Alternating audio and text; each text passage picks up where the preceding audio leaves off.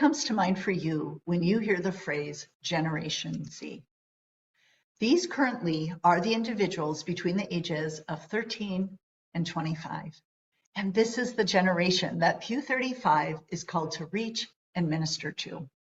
For me personally, my son is 22. So I love thinking about him. And when I think about him, I see the things that are strength and things that are important to him when he talks to me. I also see the struggle of this generation who is coming into the workforce brand new and who are the future leaders in our world. I'm inviting you to think about, who do you know in this age group? And what comes to mind when you think about them? Is it the great qualities that they have to bring? Is it the struggles that they're facing? Well, I did some research as I've joined Pew35, and the statistics that I've seen around Generation Z, some of them are so concerning. For example, this is the loneliest generation in history. This is also the most non-religious generation in history. 18% of this group consider themselves either atheist or agnostic. And 40% of this population have persistent feelings of hopelessness and sadness. That really, really touches my heart. And I feel concerned that I want to do something about that. And when we look at the leading cause of death, actually suicide is the second leading cause of death. The first one are accidental injuries. And some of that has to do with drugs, some of that has to do with firearms, some of it has to do with car accidents. But suicide, the idea that killing myself is the solution to this hard life, is just so sad to me. And once again, I believe that as we impact this generation, those statistics can change. So our mission in Pew35 is to build confidence in prayer in this next generation. I'm going to ask you a question. When you think of the areas that you feel confident in, what comes to mind? What does that confidence do for you as you show up in those arenas? Well, for me, I thought of that question, and I think that I have much more likely an opportunity to be a leader and to live my faith out loud. I also think about my confidence to build stronger relationships and to include people that maybe I wouldn't normally include.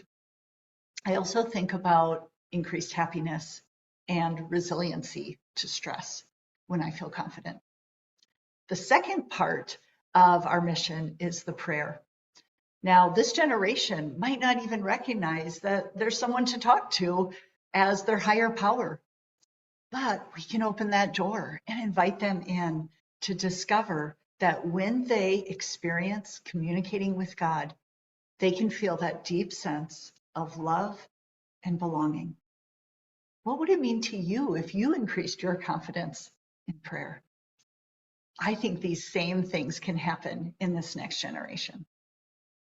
So once again, Pew35 has the mission to build confidence in prayer in the current youth today, in this next generation, Gen Z. So let me tell you a little bit about how this ministry got started. Pat Kunkel has worked with youth for pretty much almost his entire career.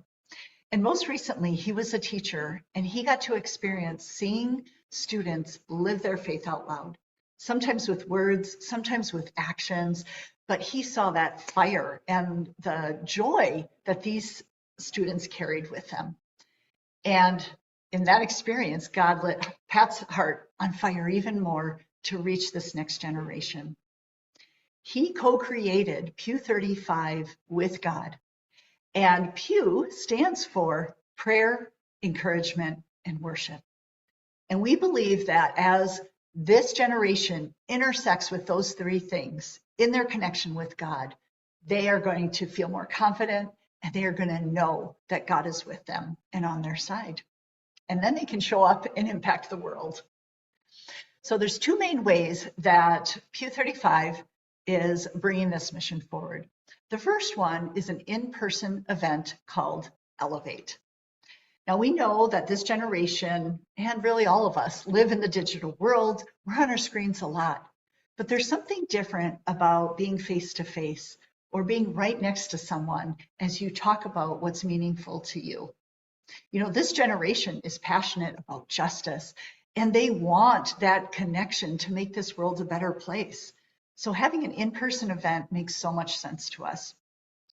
In past events, the participants have actually shared that their confidence in prayer has increased 40%. That's 40% in one day, which is very exciting. This event includes explaining about different ways we can pray, but not just in a teaching way, in an engagement way. We actually invite students to do these practices and exercises and engagements so they can experience what it is like to have that conversation with God directly. We also include in that day fun, time to connect and get to know one another, and times of worship. It's a really fun event. I volunteered there once, and I still can remember some key moments when it's like, oh, this is what it feels like to be fully alive. The second way PEW35 is bringing forward their mission is through an encouraging prayer app. This is an app where youth can get on and they can partner up to be prayer partners with one another. And we're doing that in a really safe way. We're putting a lot of guidelines in place to say we're doing our due diligence for safety and boundaries. But our hope is that two students can connect with one another over the app to say, I care about you and I'm praying for you. I'm praying for your specific prayer request because you make a difference in this world. Included in that app, beside making personal prayer partner connections, is having content that will encourage and build up that confidence in prayer and in their faith. I'm going to end today with a verse. And this verse is really an invitation to say, do you want to partner with us? So the verse is Psalm 24, 3-6. Who shall ascend the hill of the Lord? And who shall stand in his holy place? He who has clean hands and a pure heart, who does not lift up his soul to what is false, and does not swear deceitfully. He will receive a blessing from the Lord and righteousness from the God of his salvation. Such is the generation of those who seek him, who seek the face of the God of Jacob. We are inviting youth to be this generation, and we are inviting you to partner with us. Now, there's a couple different ways to get involved. One is financially. It actually takes a lot of money to build a prayer app. To build any app at all is going to take finances. We have two creators that are actually in the process of developing. Our basic outline of that app is actually formed already. And we're going to continue to need funds to be able to launch that next year in 2024. Other ways that you can get involved are direct volunteering and networking. Because we see this ministry expanding and we believe God has so many divine appointments for us, we want to connect with you and we want to connect with people that you know. We are looking to connect with the Gen Z population because we know they have super creative ideas and can launch this ministry and bring momentum to this ministry more than we can in the older generations. We also have ways that you could volunteer for fundraising events, marketing.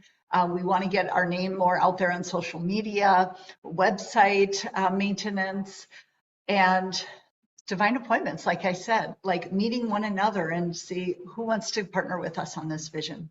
So if you are interested in getting involved in any of the ways that I mentioned, or any ways that are coming to your mind just watching this video, please reach out, talk to me, talk to Pat, talk to one of the other board members. We would be happy to have a further discussion with you. Blessings to you, and may this generation prosper.